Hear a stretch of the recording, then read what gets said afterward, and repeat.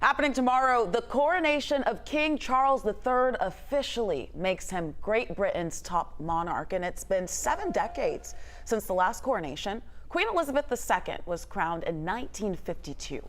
And tomorrow's service will take place at Westminster Abbey. And right now, hundreds of thousands of people are pouring in to the city, anxious for a chance to get a glimpse of history unfolding there. And tonight, King Charles's longtime friend and Atlanta businessman, Rodney Mims Cook Jr., is getting ready for it all. 11 Alive's Brittany Klein-Peters spoke with the man behind a monument in Midtown dedicated to the king and shares more about their relationship.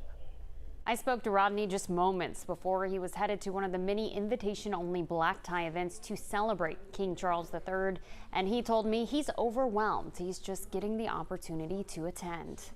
Have been helped through my life so many times by this king, and he doesn't even realize it half the time, the impact he has on so many people's lives. Rodney Cook Jr. met the new king nearly a half-century ago when King Charles III asked to meet the man who helped save the Fox Theater from demolition. The two became fast friends over their love of architecture. He's one of the most humble, self-deprecating, very funny guys that I've ever met. King Charles made Cook the first American trustee for his Prince of Wales Foundation for Architecture. And then in 1996, the pair unveiled a massive statue in the heart of Midtown Atlanta in honor of the Centennial Olympic Games. It's the only building outside of England that he's built. It's one of the greatest monuments of the land, and certainly one of the greatest monuments in Georgia. Through the years, the spot, now known as the Prince of Wales Monument, has become a place for people to gather and honor the family. Most recently, when Queen Elizabeth died. There were the piles of flowers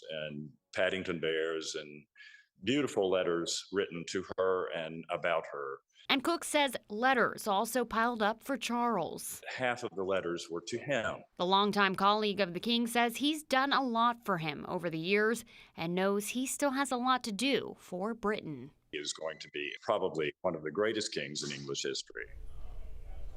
And you can watch the coronation tomorrow right here on 11 Alive. Set your alarms. It begins at 5 a.m.